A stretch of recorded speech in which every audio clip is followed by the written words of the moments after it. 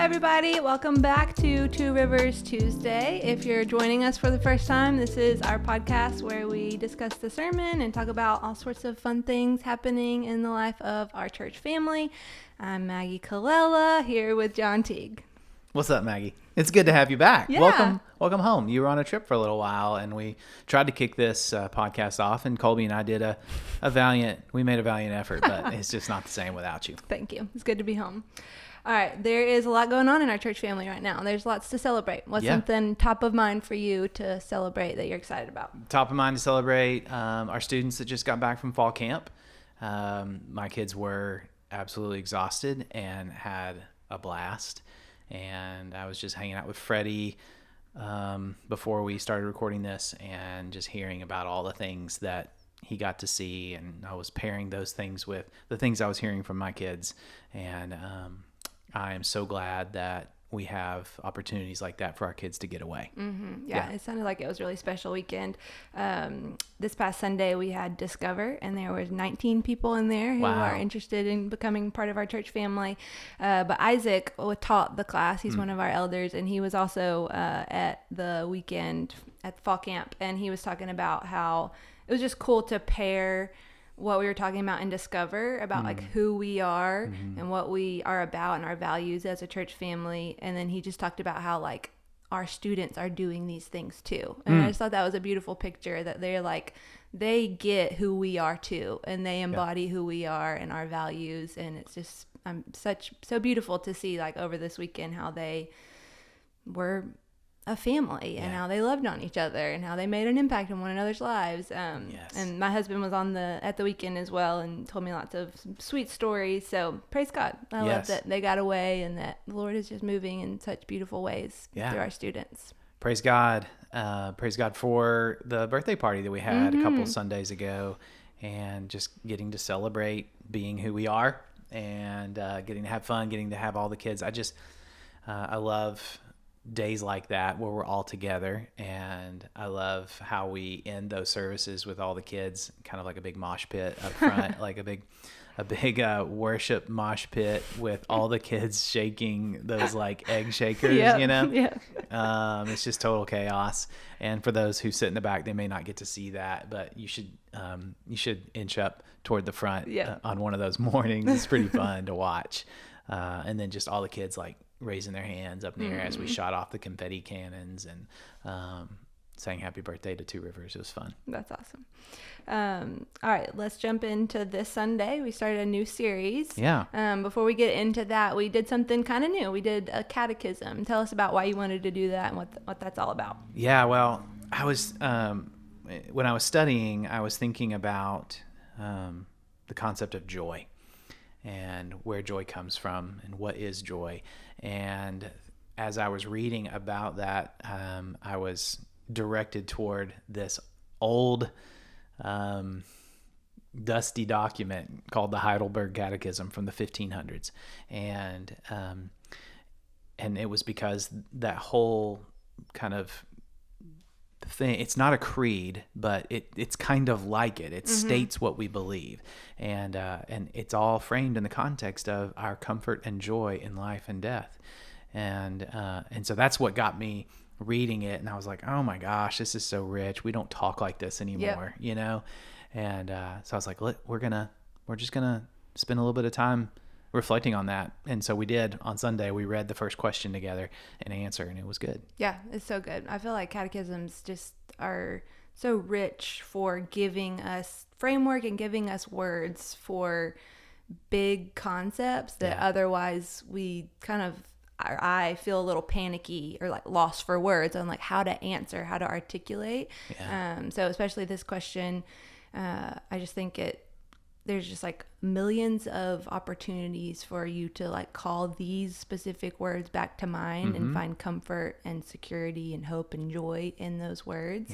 I've also found them really helpful for kids because kids have big questions like, what is God? Who is God? Why did he make things? Like big questions like that. And if you have some even loose like understanding of some of these catechism answers, then you have a place to go and you have a little bit of like a grid to work on. Yeah, I would even say kind of like I don't know, let me use this really loosely, but just sort of a standardized answer Yes. instead of just like top of mind. Like when your kid asks this question, it's probably going to be in a moment where, bedtime. It's probably Yes, bedtime. you're I was tired, totally they're thinking tired. that you're tired, they're tired, Yes. they're stalling, they don't want to go to bed, Yep. and you really want them to go to bed. And then they're like, who is God? And you're like, he's the one who wants you to go to sleep. Yes. Yeah, right. But having like kind of a standard answer, like, well, we've been talking about this, right? Yes. Like, so there are catechisms that are designed for kids or with kids in mind. There's one called the New City Catechism. You're familiar with that one. Yes. It's been set to music, which really helps. I remember when my kids were little, we learned a lot of, I still remember memory verses because of the songs that we were doing with the kids and listening to them all the time in the van. Yeah. And it's the same thing with the catechism. And there are a number of those out there, but that's why this one was written in the 1500s. It was like, we need to help kind of standardize so that people are all learning the same thing and not just some kind of like top of mind answer that might be good and might be correct, but may not be memorable. Yes. Yeah.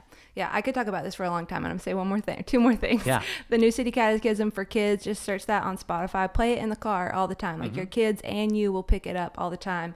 And then the other thing that I think it's really good for is, I think one of the schemes of the enemies is to just like randomly plant seeds of doubt about these big truths in your head or in your heart. And so I think that when all of a sudden you're just hit with like, who even is God? Is he even real? Is he even good? Like, what is sin? Like, it just some big question, just like the enemy throws your way, then you can draw back on some of these, like, oh no, I know and I understand and I kind of have an answer to defeat his schemes too. Yeah. So I've seen it useful in that way in my life also. All right. Anything else on catechism? We could just keep going, but let's not. Okay. All right. So we started a new series this Sunday. Tell us about the series. It's called Jesus Family Hope.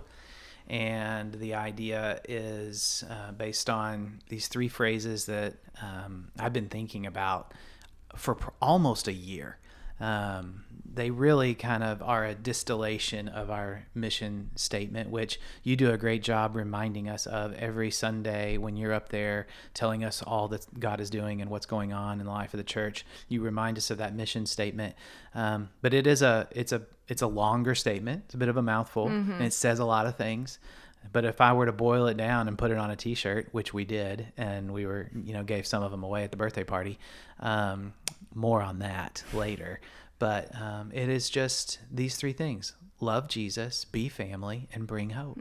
That's what I want for us in our church in this season right now, and maybe for forever. Yeah. I mean, you can't argue with those three things, right? And so we started this past Sunday with loving Jesus, because that's where it all has to flow out of. And I think that we have learned and adapted and picked up behaviors, and we know how to perhaps behave at church or behave as Christians or behave as good, kind Jesus loving people in the South. But that I feel like there's like a shelf life or there's a runtime on that's gonna, like, it's gonna wear you down. It's gonna burn you out. It's gonna frustrate you.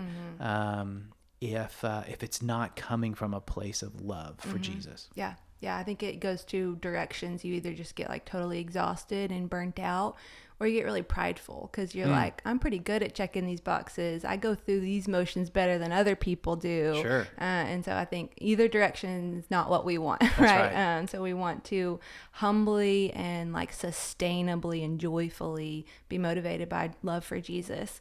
Before you kind of got into your sermon, you talked about loyalty to brands. Yeah. And so I got to know, is there a brand that you are kind of loyal to? Like, if you had to choose, like, I can only shop at this one brand for the rest of my life, what would it be? Oh my gosh, I'm having deja vu right now. I feel like you've either asked me this question before or I'm totally just reliving that moment somehow in some other universe. But if a brand loyalty, man, I just recently discovered these shirts by this brand called Poncho. I knew you were going to say that because I think because our phones are like Listening. geo-located and listening, I get ads for Poncho. You're welcome. And the other day I was like, I've been like, what is Poncho? But then I saw it on your shirt and I was like, oh my gosh, what in the world? Yeah. They're listening. Yeah, they totally All right, so are. you're into this Poncho brand. Man, well, it's just like, it's a super awesome shirt.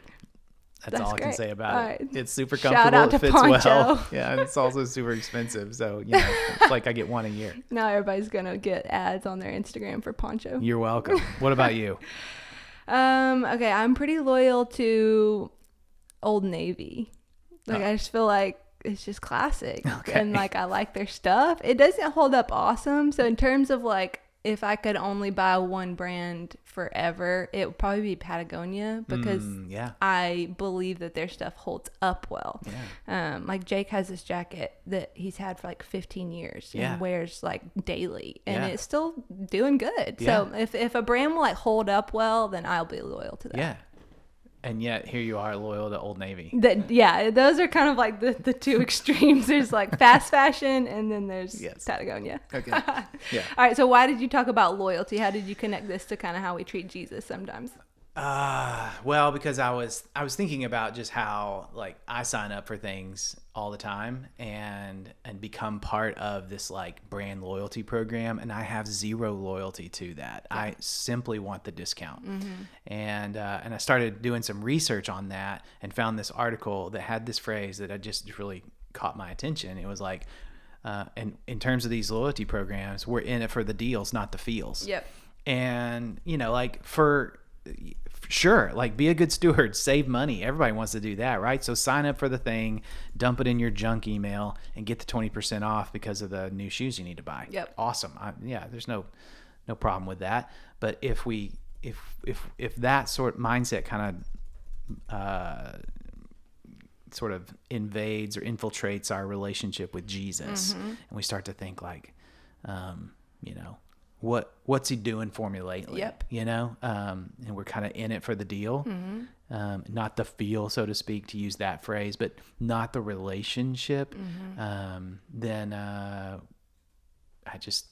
it's no relationship. Yeah. I'll say that. Yeah. I think we're really missing out when we do that. Yeah. I think that there is like a mindset, that we are just like, we're swimming in the waters of this mindset that's just like, what is the bare minimum I can give to get the most out of it? Like, how can I cheat the system? And so I think that mindset, we come into all relationships like that if we're not careful. And if we come into our relationship with Jesus, and you're right, we're thinking like, what can I get out of this by putting in the least? Like, how will this cost me little to no effort? Yes. And so what would you say are some of those like blessings or deals or like benefits people are trying to get from the Jesus thing without truly having a relationship with him?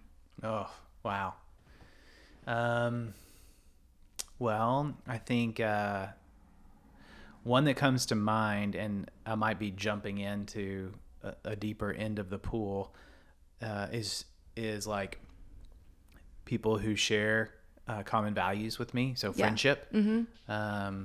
Maybe that's not like directly going to Jesus, but it might be why, people get involved at church. Yes. And that's not a bad thing. Like Right. I said, 20% off, that's a good thing, Friendship, people who have shared like moral values, moral framework, that's a good thing, But if that's all we're wanting from it, like we're missing the real thing. Yes. We're missing Jesus, and eventually like those relationships are going to test us, and without a strong like foundational relationship with Jesus, we'll bail. Yeah.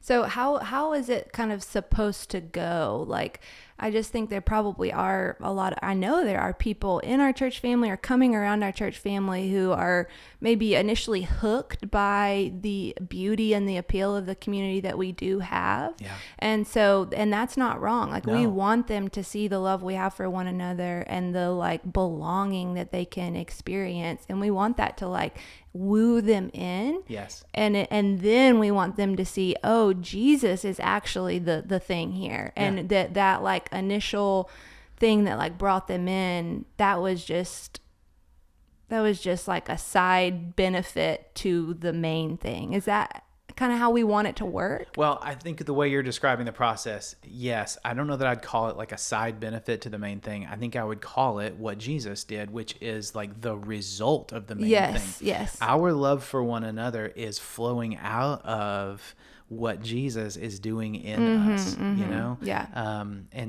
And so what we want and hope is that someone would come in and be wooed in by our love for one another. Yep. But our love for one another is coming out of like this love for Jesus, right? At least in its most authentic form, I guess is what I'm trying to say. So I'm not trying to, poo-poo on like getting friend, like I'm not down in any of the benefits of knowing Jesus. Yeah. You know? Yes. Yeah. I just think that like if you're just gonna sign up for the benefit package, like, but that's it, like you're gonna find yourself frustrated eventually, and empty, because the real deal is the relationship with Jesus, and then like. And then you begin to experience these things in a fuller way. Yes, yeah. Yeah, and I think, and you touched on this on Sunday, like I think eventually you get bored. Like eventually if you only have the benefit package without Jesus himself, you, like we said, you get burnout, you get prideful, you get bored. Like there's so many things that will happen over time, because that's not how the Christian life is meant to be lived. That's not a sustainable path. So let's talk about, in contrast to that, when you do have like true love for Jesus, you're connected to him, you're finding your home in him. When you're in that place of like deep union and connection, what are some of the fruits that you begin to experience that kind of assure you like, I am loving Jesus and I'm connected to him, and this is what life is meant to be like? Well, the first thing that pops in my head is gratitude. I think that, and especially gratitude over critical or cynicism or criticism. I just find myself grateful instead of grumpy. And I think that's a real fruit of enjoying my relationship with Jesus, knowing what I really have in him. Yep. And really being so solidified in that, so anchored and rooted in that. That's, Paul talked about in his prayer in Ephesians chapter 3, like being rooted and grounded in love. Like if I'm rooted and grounded in love, his love for me, and then in response, just my love for him, I walk in gratitude. That's one that comes to my mind. Yeah. I just think of like all the fruits of the Spirit. Like when you're connected to Jesus and you're loving him, it's like you feel so much love, joy, peace, patience, and kindness. And it's not like, oh, I need to kind of like conjure these things up in my life because I know these are good things. It's just like those are naturally and easily, readily like flowing out of your life because you're connected to the source where all those things come from. So I think that's the big one for me, is like, okay, I can see and am assured that I'm like loving Jesus and connected to him when the fruits of the Spirit are just like flowing out of my life really easily and naturally. And then I would say another one that is like a sign for me is that I want to talk about Jesus. So I think like we know this to be true. Like if you love something, you just cannot help but talk about it. We see this with people all the time. Like the thing that they're into, they will not shut up about it, right? And that's how we should and want to be about Jesus, that like we're so adoring him and so just like captivated by who he is that it just easily and naturally comes out of us. Like we want to tell other people about it. And I think that is what is winsome, is the talking about Jesus that is just overflowing from love for him, not this like robotic, like I'm supposed to tell you about Jesus, so here we go. But like it's so much more winsome and beautiful when it's just flowing out of love. I was just, it's funny you mentioned that one, because I was just thinking if I got another chance to say one, it would be that, because I was writing a note to a friend of mine this week for his birthday, and I was telling him some of the things I see in him that remind me of Jesus. And one of them is the way he adores his wife. And I use that word, adore. And I'm sitting here trying to think, like, what makes me think that? Like, is it something? And I couldn't even point to it because of, I couldn't point necessarily to or make a list of things he did. But I see it. I just see it. Yes. I just see the way he dotes on her. I see the way he treats her. I see the way he speaks about her, whether she's there or not. I see his eyes when she's in the room. He adores her, and I just pick up on it. Yep. And I want to have that kind of depth of relationship with Jesus that other people pick up on. Yes. Yeah. What are things that you have done that you can tell do build that in you? Like, okay, you want to adore Jesus. How do you grow your adoration for him? Yeah, great question. I think like adding more worship into my life, because it helps me practice, like, either maybe it's singing songs, maybe it's just listening to songs that are just declaring who he is. Yeah. You know, those are just reminding me of all these kinds of truths, you know, about who he is, and giving me opportunities to express that to him, that kind of praise. I think that's one of the ways that I can do that. Yeah. Make that really practical. Like when you find yourself like deciding, okay, I need to add more worship into my life. What does that look like really specifically? Well, I love to learn, and I love listening to podcasts, and when sometimes I just need to, instead of putting on a podcast to learn more things, I need to just put on music that'll stir my affection for Jesus. Yeah. And so that might be, it might be while I'm in the shower. It might be while I'm in the truck. It might be while I'm mowing the grass. All times when I could be listening to something, you know, and setting aside time to worship is really important. Yeah. Yeah, that's beautiful. You also talked about on Sunday how the eyes of our hearts as Christians sometimes kind of get sleepy or veiled from seeing Jesus. What do you think are some of those veils that if we're not watching out, or we're not like making effort to like be seeing Jesus clearly, what are some of those veils that can kind of like cloud our vision of him and help us just not see him clearly and not love him truly? Gosh, it's kind of abstract to think about, right? Something that kind of clouds my ability to see Jesus. So maybe like, it would be busyness as a concept, like an abstract concept. It would be a really full calendar. It would be just lots of things that are in the way that like keep me from seeing Jesus, because they're in front of Jesus. They're like first and foremost and most important, and then I don't actually see Jesus. That would be one thing that I think about. Just we've got so much on our plates. This was something that I didn't really have time to go down this train of thought on Sunday, but just like our world is like, so like we are getting life hacked to death. You know, like we have so many life hacks that like our plates are full of life hacks. We need a life hack to like get away from all the life hacks. Right. And like, you just think about getting hacked, you know, like even though like we're using that as kind of like how you crack the code and solve a problem and do something more efficiently and more and easily and with less effort. And it's like, I think that's clouding that's keeping us from really seeing Jesus, because it takes time to focus on him and to see him and to spend time with him and slow down long enough for your brain to like stop whirling, and you got to get past the desire for the dopamine hits from your phone. You got to like settle into that. And there's no life hack for that. Even though like there's even all kinds of Christian life hacks for like devotional life, you know, like quick and easy and on the go, you know, like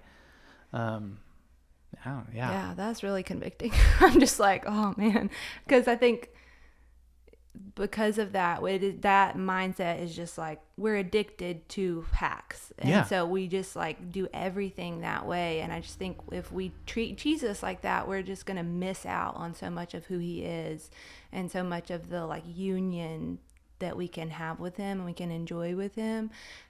Because I think really enjoying him and really seeing him is slow. Like we're gonna have to give that enough time to like see him, and give it enough time to let those veils fall off, give enough time to like believe the truth of who he is and see who he is, and give that enough time to do something to us. But I just think I am constantly trying to life hack that and trying to rush through it and trying to make it quick and easy, and that's just that's not what he's offering. He's offering something different and something better, and something that is more lasting, more sustainable, something we all, I think, know we need. We just have to slow down enough to like taste it. Yeah. There's some, this is maybe random, but I'm going to sort of pull the cover off of something that I don't really know a whole lot about right here.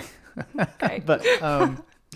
But like there is some brain science out there to the power of eye contact, and it takes effort and work to make eye contact. And now I'm thinking about like husbands and wives now or significant others, those who are in love, making sustained eye contact, as like goofy and as awkward as it might start making you feel. Like if you can lock eyes for longer than feels comfortable, it's like something starts to happen. Yes. Right. Yeah. It rewires your brain. And yes, maybe you're already saying more than I know about it, but it does something. So I just think about that, and I think like, how often do Katie and I just sit down and just take an extended time to like just look at each other in the eye, and maybe we're making eye contact, but it's probably why we're trying to figure out who's getting so and so to their orthodontist appointment and da da da da. But do we just make eye contact like because of our depth of relationship for one another, and see one another in our eyes, and think about that when it comes to like a relationship with your Lord and Savior, and as weird as that may sound, like from a dude standpoint, like looking into another dude's eyes, until it's like uncomfortable. Think about all the ways, and I was going to talk about this Sunday, and maybe I'll talk about it next Sunday. But there's a lot of references in the scriptures about turning to see God's face. Yeah. His face and his presence. Sometimes we'll read verses that are like Old Testament Hebrew words that are translated as presence. Like there's fullness of joy. In your presence, there's fullness of joy. Literally, that word means face. That word for presence means face. Like as I look at your face, there's fullness of joy. Why? Because your face is not turning away from me. Your face is not angry with me. When I look in your eyes, sort of like in an abstract way, like there's love. Yes. There's light in those eyes. There's life in those eyes. That's why God told Aaron to bless the people in number 6, that blessing that you might know as the song, the blessing, the Lord keep you, the Lord bless you, the Lord keep you, the Lord make his face, same word as presence, translated elsewhere in the Old Testament, may his face shine upon you and be gracious to you. May he lift up his countenance, or I think it might even say the light of his countenance. Countenance, it's the same word as face. I don't know why the English translators wanted to use a different word, unless they just felt like repetition wasn't right. But I think it's because that particular phrase is trying to show attentiveness. In an idiom, in a Hebrew idiom, like when you would lift up your countenance towards someone, you were giving them your attention. Okay. And so that blessing is the Lord. May the Lord give you his attention and bring you peace. Yes. Is what that result is. So I think about that when if we take time to gaze upon Jesus. And Yes. I'm using that poetic phrase on purpose. We gaze upon Jesus. When we look at him, we turn our eyes upon Jesus, as the old song says that we sang at prayer this week that Jesse led us in. We look in his wonderful face. Like, things grow dim because we're looking into the burning eyes of love, like the one who defined love, because it's the one who is love. Yeah. And that takes time. Yes. Yeah. Yeah. And we're not used to that. Like, just think about how often in human interactions, how you make eye contact with someone and there's just something in you that like makes yourself shift away. Like, we're very uncomfortable with sustained eye contact. And I don't think we know how to stare at Jesus. And we're almost uncomfortable with that. That's clunky for us. Yeah. So I just encourage everyone, as this podcast ends, don't put on something else. Don't move to the next thing. Take a minute to help yourself believe the truth that his face towards you is joy. When he looks at you, he is happy. Yes. And take a minute to figure out and experiment with staring back at him, gazing upon Jesus and receiving his love, and do it for as long as you possibly can, and try to grow in that. Like, if you can do it for 30 seconds, next time try to do it for a minute, where you're just gazing at Jesus, receiving his love, because we will